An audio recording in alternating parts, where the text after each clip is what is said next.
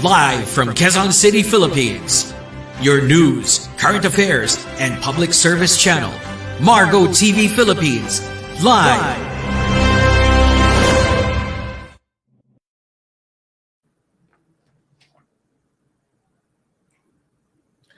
Okay, good morning sa Luzon, Visayas at Mindanao, and to all our listeners abroad dahil online broadcast po tayo at I'm sure marami pong manonood po nito kasi hindi lang po dito sa Philippines but also abroad, and of course I hope all of you are safe and sound. Ngayon, mga kabayan, since kabayan, so usapang kabayan ang title ng aking programa, kaya kabayan ang tawag ko po sa inyo, ay magsasama-sama po tayo ng 30 minutes, okay? 30 minutes na makabuluhang pag-uusapan po natin at ang topic po na napili ko po ngayong araw na to ay yung how to have a healthy lifestyle. Okay? So lahat po kasi ng tao gusto, 'di ba? Gusto magkaroon ng maganda pangangatawan, healthy siya, slim, 'di ba? Macho. And yun nga po, kailangan po lang is magkaroon po tayo ng disiplina sa ating sarili para ma-achieve po natin yung ganong pangangatawan. And lalong-lalo na po sa mga age po natin, gaya ng age ko po, di ba? So, kailangan very, na rin po tayo sa, very picky na rin po tayo sa mga pagkain na ating kumbaga kakainin o i-intake natin sa ating katawan kasi hindi po kasi lahat ng pagkain ay very healthy or pabor sa ating katawan dahil halos lahat po ng mga commercialized na food, 'di ba? Lalong-lalo na yung mga processed food. Ito po ay nakakasama sa ating pangangatawan lalong-lalo na kung everyday po natin ito i-intake.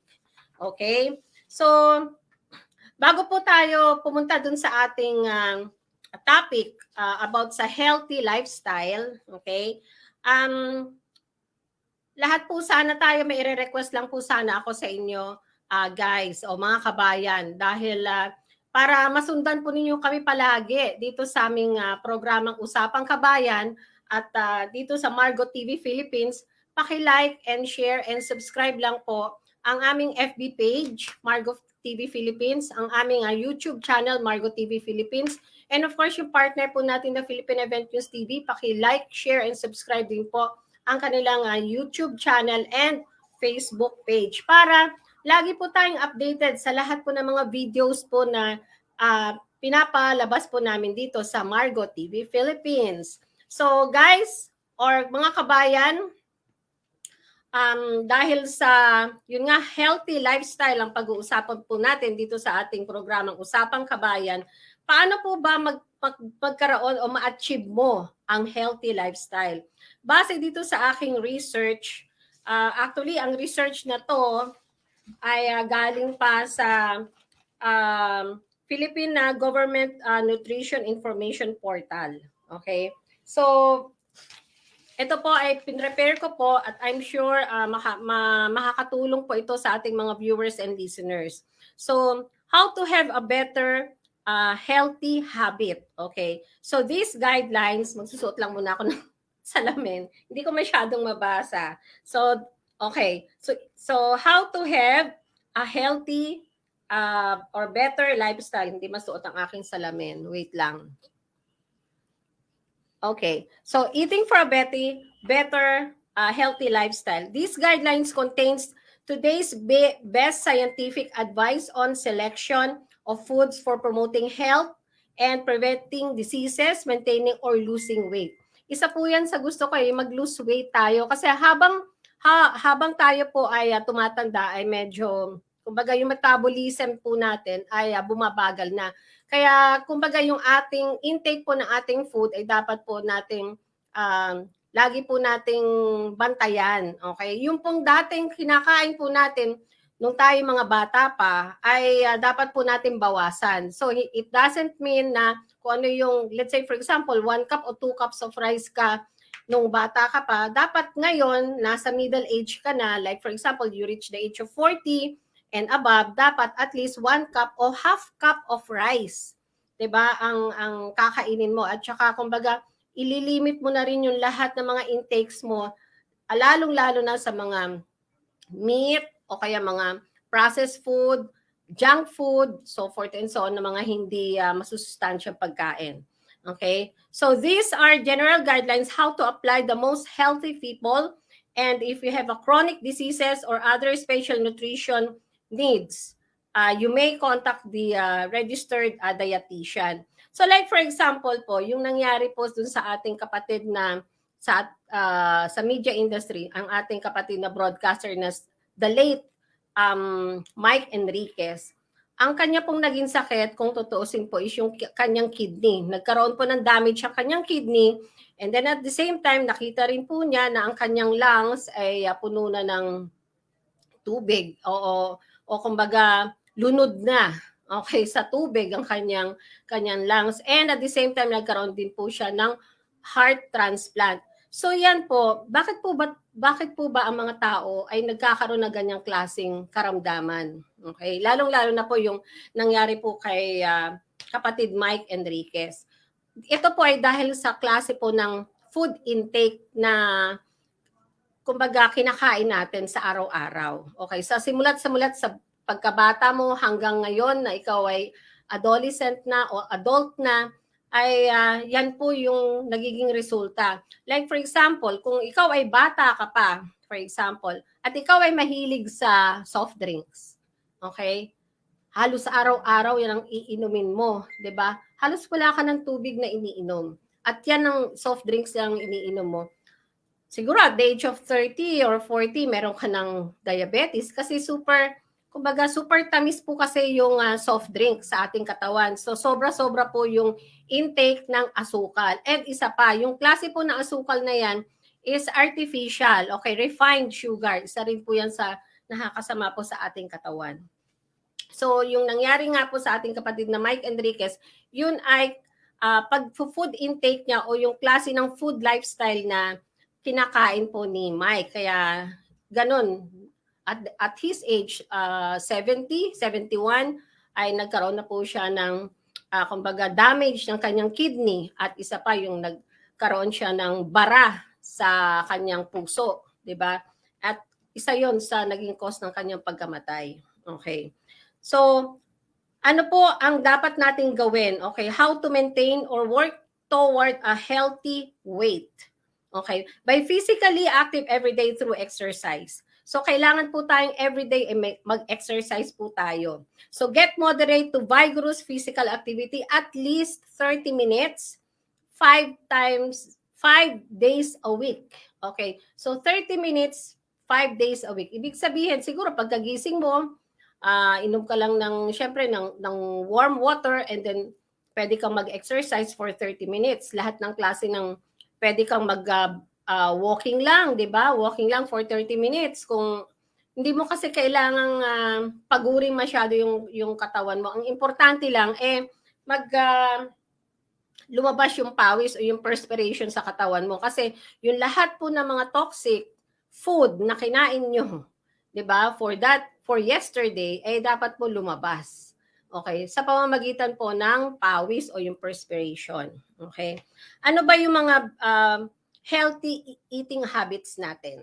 Okay, number 1, eat a variety of vegetables, especially dark green, red, and orange vegetable for 3 or more servings a day. By the way, DJ, paki-flash nga yung mga picture. Nag-prepare po ako ng picture for mga healthy food, and of course yung fruits at the same time. So ayan, makikita po ninyo sa screen natin yung picture ng mga fruits, okay? Makikita po niyo, may citrus siya, 'di ba? Merong ano pa ba 'yan?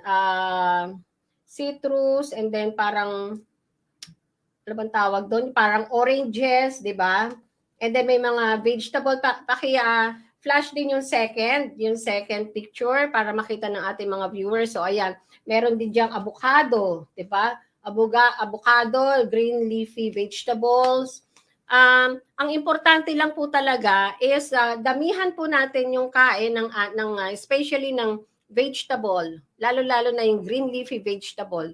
And then at the same time, damihan din po natin yung kain ng fruits, kasi ang mga yan, kahit na sabihin natin sumobra yung kain natin, wala pong masamang epekto sa ating katawan. Okay? So, kaya kung mapapansin nyo, bakit ang mga, di ba, usually ang mga Chinese, di ba, minsan, yung mga old, typical Chinese, not yung mga present Chinese, kasi usually ngayon, iba na rin yung lifestyle nila. Mostly, ang gusto nila yung mga cholesterol na pagkain, mga sobrang tataba, yung mga ganun. Pero yung mga old-fashioned, mga Chinese, yung before pa, bakit sila umaabot ng age 100 plus? It's because kumakain po sila mostly ng mga gulay. Mostly gulay, mahilig din sila dun sa mga organic food.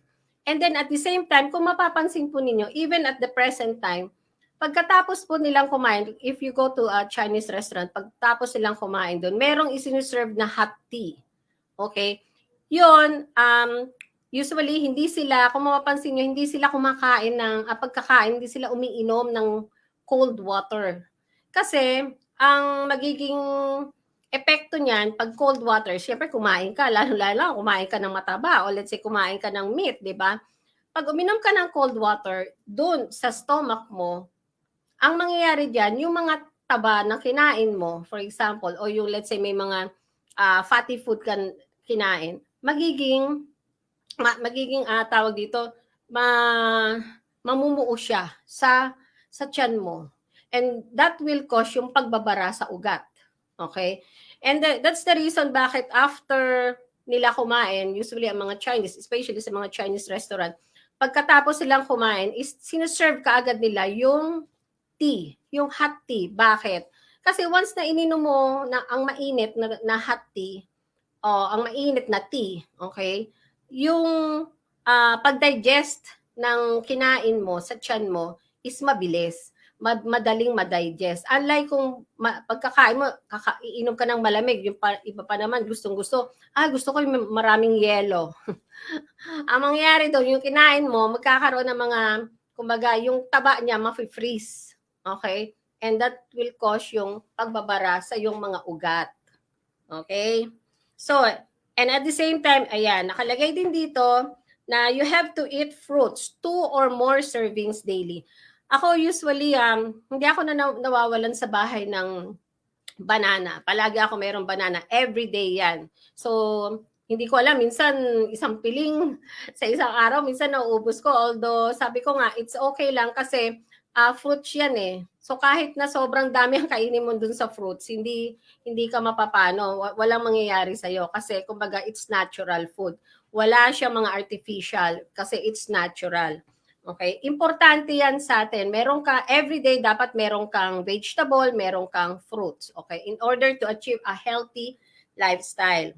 And at the same time, yan, whole grain, high fiber breads and cereals, 3 to 6 servings a day. In order to reduce or eliminate refined or processed carbohydrates, mostly grains in your diet for the whole grain. So, ibig sabihin dito, ako, like for example, in the morning, ang ginagawa ko, tawag dito, I will cook oatmeal. Okay? Lulutuin ko yung oatmeal. Hindi ako actually guys, or mga kabayan, hindi ako bumibili ng oatmeal na instant.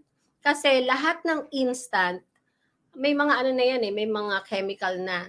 So, pag palagi kang kakain ng ganon, instant, like instant cereal, 'di ba? Instant drink, at yan ang lagi mong ini-intake, it will cause cancer. Kasi lahat naman po tayo, lahat ng tao sa mundong to ay meron pong cancer sa katawan. Okay? Natutulog lang ang cancer po sa katawan natin. Now, kapag tayo ay kumain ng mga pagkain ng cancer, and that's the time na mabubuhay ang cancer sa iyong katawan, and it will cause, yun nga, disease. Pwedeng cancer of the brain, cancer of the bone, cancer of the breast, cancer of the stomach, cancer of the intestine, so forth and so on. So it's depende po, yung pagkakasakit po kasi ng tao ay depende po dun sa food intake na kinakain niya. Okay? And of course, yun nga, iwasan din po natin as much as possible yung mga processed food. Ano yung mga processed food? Ito yung mga longganisa, hotdog, ano pa ba? Instant noodles. Actually, kabayan, meron akong napanood. I think that was 2 days ago lang. Yung pala, sabi ng isang doctor, pag ikaw pala ay kumakain ng noodles, for example, mahilig kang kumain ng noodles every day. Alam nyo ang magiging cause niyan? Sasakit yung tiyan mo. And at the same time, yung bowel movement mo titigas. Okay? And it will cause, ang magiging cause nun kapag hindi ka, kumbaga hindi ka nagbabowel movement every day. Kasi tayo, how many times ba tayo kumakain sa isang araw? 3 times, di ba? It's 3 times, okay? So, dapat 3 times din tayong magbabawas. Okay? Yun yung normal. Pero usually nga tayo, ako usually, madalas, daily lang ako nagbabawas. Okay? Pero, ang healthy pala is dapat 3 beses kang kumain sa isang araw, 3 beses ka rin magbabawas. Now, yung instant noodles na sinasabi ko nga kanina, balikan natin, kapag ikaw ay palaging kumakain ng instant noodles, as much as possible is makakakos yun ng sakit, especially cancer. Cancer of the intestine. Bakit? Kasi yun nga, titigas yung bowel mo doon sa intestine mo, hindi ka magbabawas every day. And magiging constipated ka. Ibig sabihin titigas. So hindi ka magbabawal movement every day. Okay? And isa pa, kung kakain ka man ng noodles, siguro once a month lang. Para lang hindi ka matakam dun sa ganong klaseng pagkain. Kasi tayo, 'di ba? Since very fast ang life natin sa ngayon, lahat tayo naka-instant eh. Lahat tayo para kumbaga just one click of your finger, gusto natin ganun eh. Pero masama po 'yun sa ating health. Lahat po ng klase ng instant, iwasan na rin po natin. Kasi yan ang magpapakos po ng sakit sa ating katawan. Okay? So next, so drink fat-free or low-fat milk or even low-fat dairy products. So kung ako po, pag bumibili ako sa mga groceries, yung lahat po ng mga products na lahat ng klase, mapa-bread, canned goods, ano pa ba, mga dairy products, tinitingnan ko po yung ingredients niya. Ano ba ang ingredients ito? Ano ba ang mga nasa loob nito? O kaya ano ang tawag dito yung mga yun nga, tawag natin ingredients o mga inilahok doon sa pagkain na yon, paano siya nabuo. Okay? So isa po yun, tinitingnan ko po yun. Kasi doon natin malalaman kung ito po ba ay makakasama sa ating health. Lalong-lalo na po, iwasan po natin ang trans fat. Okay? Kasi naalala ko dito 2 or 3 months ago, meron ako na-attendan na press con. Ang topic is about trans fat. Halos lahat po pala ng ating mga products sa grocery na binibili po natin ay meron po mga trans fat. May mga ilang percentage ng trans fat. At isa po yan sa nakakasama sa ating health. Imagine, inilalagay yun dun sa kinakain natin, pero nakakasama sa ating kalusugan. Kaya as much as possible, tingnan nyo po, pag mamimili kayo sa grocery, tingnan nyo po yung ingredients ng bawat produkto para makita nyo ano ba yung mga nilagay nila doon. Kasi pag yun, lalo na trans fat, sabi nila, base doon sa natanan namin na press con, even 3-in-1 coffee may trans fat. Imagine that, halos everyday ako, umiinom ako ng 3-in-1. Dati. Ngayon, usually black coffee na lang ako. And yun na nga, lahat po kasi ng instant, masama sa ating pong katawan. Instant coffee, masama rin yan, di ba? Ako sa bahay, there are times kasi since na medyo mabilis ang ating, kumbaga, ang ating panahon ngayon, di ba? Lahat kailangan mabilis, di ba? Naalala ko kasi, nung nasa province ako, usually ang lolo't lola ko, pag gusto nila ng kape, never kong natikman ng instant nung maliit pa ako eh. Siguro nakatikim ako ng instant coffee, siguro at the age of 16, 17, nung nagka-college na ako dito sa Manila. Usually, ang kape po namin doon sa probinsya ay yung kapeng bigas. Naaalala ko, yung kapeng bigas, sinusunog nila yun yung bigas. Okay? Ilalagay nila sa karahay o yung kawali, susunugin. Pag nasunog na siya, ilalagay nila dun sa isang kumukulong tubig. So yun, papakuloyin nila hanggang yung bigas ay maluto. Pero yung bigas na yon itim, syempre kasi sunog. Now, yung kanyang parang pinakatubig, magiging kulay kape siya. And yun yung nagiging coffee namin every morning sa probinsya. Tapos lalagyan mo lang ng brown sugar. Yon. So that's very, very natural. Wala po siyang instant, wala siyang chemical. Okay. Tapos yung sinunog na bigas na yun, ilalagay yun sa isang garapon ng lola ko. Kukuha lang siya ng kung ano yung kailangan namin na coffee for every day. So yun, ilalagay lang niya dun sa isang kettle. Tapos yun, every morning, initin lang niya yun. Tapos yun ang ilalagay niya sa mga cup namin. Although, may naman, okay naman siya kasi, kumbaga, kukulay siya ng katulad ng kape, 'di ba? Kasi sunog siya. Pero ang point natin doon is natural siya. Okay? Wala siyang halong chemical, hindi siya instant at hindi yan magkakasakit sa atin.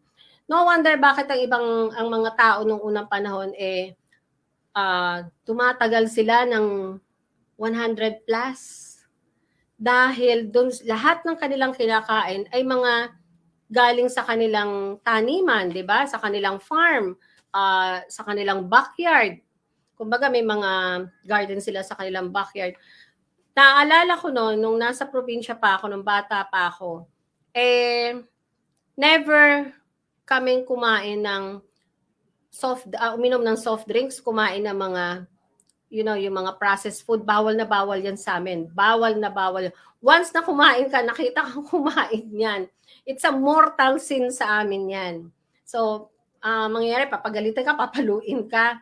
And ngayon ko na-appreciate yung pagiging stricto ng uncle ko kasi may uncle is a doctor. General medicine siya. And isa yan sa ruling sa bahay na bawal ang lahat ng klase ng instant. Even yung mga spaghetti, bawal yan. Hindi kami pinapakain yan.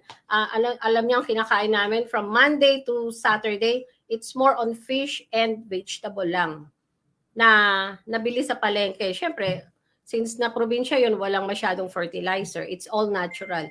And then pag Sunday naman, that's the time na magkakaroon kami ng maglalaga ng baka or maglalaga ng baboy o ng magtitinola ng manok, ganon. So once a week lang kami nakakakain ng baboy o ng baka o ng chicken. So the rest of the week more on vegetable and fish po kami. And I really appreciate that kasi at my age, sa age ko po ngayon, wala pa po akong nararamdamang sakit. Okay, very, very thankful po ako dun sa aking uncle na naging very strict po siya. Although ako, nung maliit pa ako, busit ako, nainis ako. Sabi ko, kontrabida sa buhay ko. Kasi nga, yung mga pinsang ko, kumakain sila ng, yun nga, iinom sila ng soft drink. Malaya sila, nakakain sila ng kung ano-ano, mga instant, ganyan. So, ngayon ko na-appreciate kung bakit siya naging stricto sa amin ng ganon. And until now, I'm still healthy. Kahit at my age, hindi ko naman sure my age, wala pa po ako na nararamdaman na sakit. In fact, general check-up po ako, I think 3 months ago, it's all clear. So, yun po ang very thankful po ako sa uncle ko po na yun. Although, nawala na rin po siya. Mabot din naman ng almost 100 years ang uncle ko bago po siya namatay. So, very, very thankful po ako sa kanya. Kasi yung pagdidisiplina niya sa amin sa pagkain, sa huwag kumain ng any instant o ng soft drinks ay talagang na-appreciate ko po. Kasi yung mga ibang mga kasamahan ko at this age, may mga sakit na sila. 'Di ba? It's either hypertension, diabetic, ano pa. Ayan, nagda-dialysis sila, ganyan. So, ang hirap po talaga kapag meron kang sakit, lalong-lalo na habang tumatanda, 'di ba? Naalala ko may saying na habang bata ka pa, you work and work for the money. Okay? Ngayong medyo may edad ka na, you work for your health. Kasi karamihan sa mga middle age or let's say old age na, karamihan sa kanila may sakit na. Bakit? Dahil dun nga sa food intake nila nung bata pa sila. Okay? So medyo madaliin lang natin, baka kasi kulangin tayo sa oras. And then choose from a variety of low-fat sources of protein, including eggs, beans, poultry without skin. Ibig sabihin kasi, usually kasi ang chicken, kapag kinain mo, ang chicken skin, nako, napakalaki ng cholesterol po niyan. Sobrang dami ng cholesterol po niyan, chicken skin. Nakakapagpa-hypertension po yan, nakaka-high blood. Sobrang makolesterol po yan, iwasan po natin yan. Kahit mga bata pa kayo, iwasan nyo yung mga ganyang klaseng pagkain. And of course, you have to eat lean meats, unsalted nuts, seeds, and soy products. Okay? Now, kung kakain ka naman ng meat, eat yung white meat lang as much as possible. At least 4 times or more often on the red meat. Okay? So, the next one is reduce intake of saturated fats and trans fat. Yan yung sinasabi ko pa nga po sa inyo. Yung trans fat na madalas nandun sa ating mga grocery products. Okay? Kaya as much as possible, tingnan nyo muna po, pag kayo bibili sa grocery, tingnan nyo muna po yung ingredients. Kapag meron siyang trans fat, wag na po natin bilhin, okay? And use vegetable oil instead of solid fats. Ako po, since nung nalaman ko po ito na ang mga tawag dito, yung mga solid, yung mga oil na mataas ang fat content, hindi na po ako bibili noon. Hindi ko na i-mention kung ano man yon, di ba? Usually, ang mas maganda po natin bilhin na mantika, yung pagpiprito po natin ay yung olive oil or yung canola. Medyo may kamahalan lang po, pero at least ma-healthy naman po yung i-intake po natin sa ating katawan. Okay? And of course, reduce daily intake of salt or sodium. Yung mga maaalat, iwasan na rin po natin yan.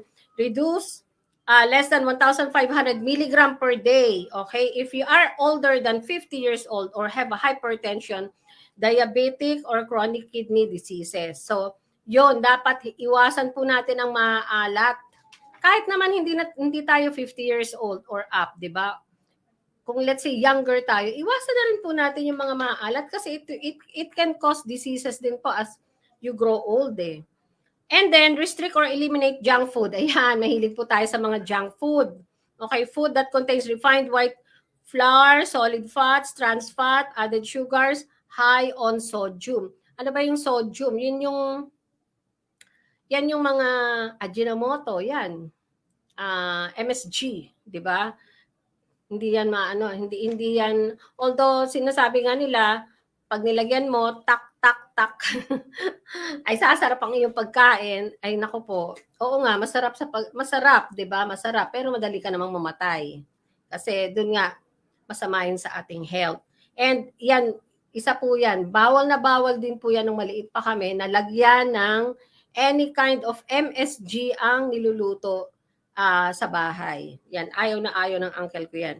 Now, if you drink alcoholic beverages, yon, take note guys, okay, mga kabayan, to do in moderation. Drink only when it doesn't put or anyone else at risk. Okay, so lahat naman po tayo, hanggat maaari, pwede naman tayong uminom.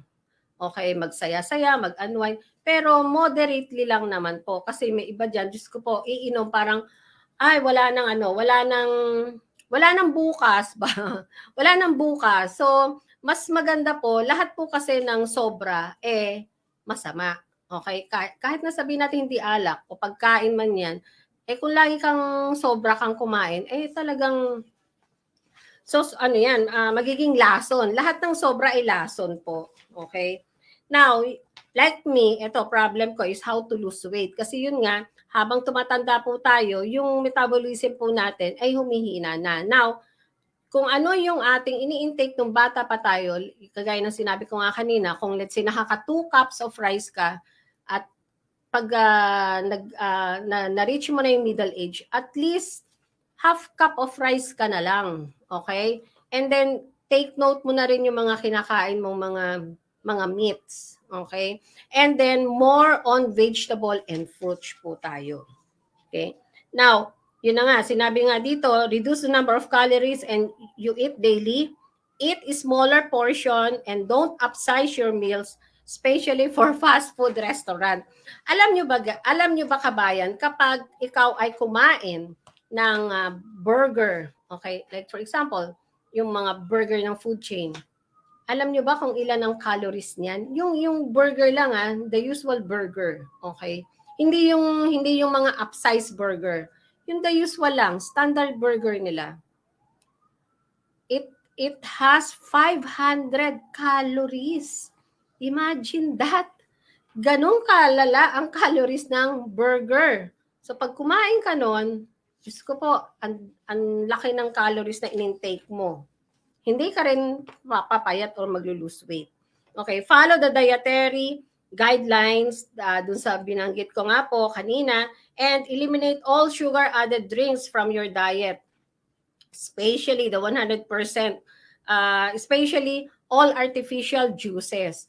Alam nyo, ang soft drinks, pag umiinom ka yan, napakarami pong sugar yan. Isang baso na puno ng sugar ang iinumin mo. Kaya yung iba, kaya nagkakasakit, nagiging diabetic kasi halos yun na lang ang iniinom nila instead of water. Okay?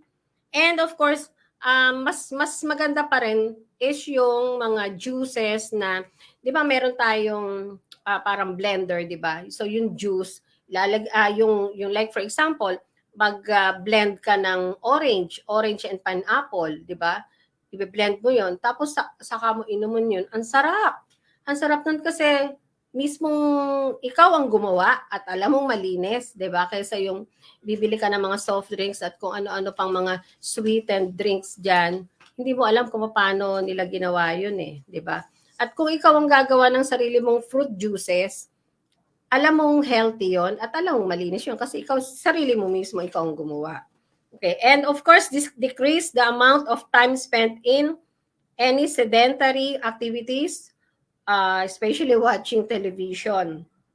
Use your screen-free time working on hobbies, cleaning the yard, cleaning the house, and engaging in fun activities. Okay, so ako usually guys, kapag weekend, ang ginagawa ko, pang exercise ko, is yung naglilinis ako ng bahay. Okay, yung buong bahay. Kaya pagkatapos, para ka nag-workout, 'di ba? Para ka nag-workout dahil basang-basa ka ng pawis. So, kumbaga, yung lahat ng toxic sa katawan mo lumabas. Okay? Yung iba kasi ganun ang ginagawa. Instead na magbayad ka sa gym na pagkamahal-mahal, edi ganun na lang ang gawin mo. At least na-exercise mo yung buong katawan mo. 'Di ba? And of course, get moderate physical activity like walking. Okay, walking. Every day yan as much as possible. 30 minutes, katulad ng sinabi ko sa inyo mga kabayan. 30 minutes, brisk walking or exercise. Kumbaga, very mild lang naman. Hindi naman kailangan parang hingal na hingal ka na at di ka na makahinga.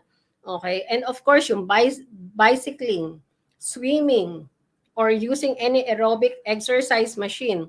At least mga 30 to 60 minutes a day. Okay? 60 minutes is meaning 1 hour. 5 days a week. Okay, yan po ang average or yan po yung ma-advise ko po sa inyo, at least daily. So at least meron tayong 2 araw na rest day. So do muscle strengthening and toning exercise at least 2 to 3 days a week. Okay? So by the way guys, DJ pa-flash nga yung meron tayong parang may ni-ready akong meal plan. Yung meal plan, dietary meal plan, yan po yung i-discuss ko po sa inyo by next week. Ano-ano yung mga portion or let's say ano-ano yung mga food na matataas ang calorie na dapat nating iwasan. Ito pong meal plan na to, ito yung parang pinaka-designed meal plan para ma-achieve mo kaagad yung desired weight na gusto mo. Okay? So next week po natin na pag-uusapan po yung dietary meal plan na yan. And by the way, thank you so much din po dun sa kung saan po ako nakapag-research. Ito pong tips na to on how to have a healthy lifestyle is based on the recommendation from the Dietary Guidelines for Filipinos on 2010, a publication of the Philippine Department of Agriculture and Health and Human Services. So yan po yung mga na nakuha ko po sa kanila para i-share ko naman po ito sa inyo. Okay? So by the way, mga kabayan, tayo po ay dumating na sa pinaka last portion po ng ating programa.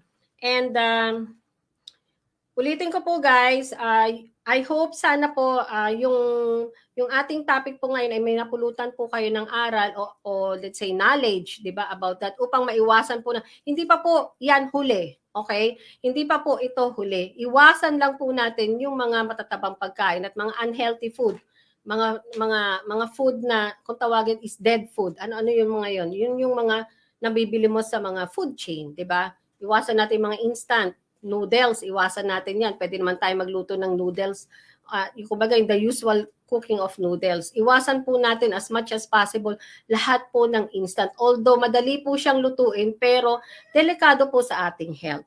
So, by the way, guys, para po tayo maging updated po dito sa ating programa Usapang Kabayan at Margo TV Philippines, please subscribe, like, share ang ating pong media platforms, Margo TV FB page, Margo TV YouTube channel, and of course to our partner, the Philippine Event News TV, please like, share, and subscribe their FB page and YouTube channel. So okay guys, 30 minutes is over at napakabilis po ng oras po natin. Kulang na kulang po ang 30 minutes guys.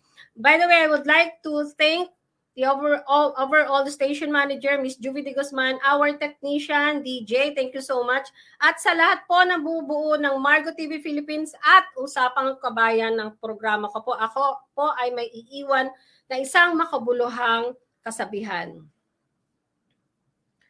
We always spread news.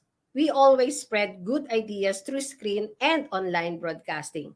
Ito pong muli si Shane Pe at ako po ay magbabalik next week, same day, same time, dito po sa ating programang Usapang Kabayan. God bless and I love you all! Live from Quezon City, Philippines. Your news, current affairs, and public service channel, Margo TV Philippines. Live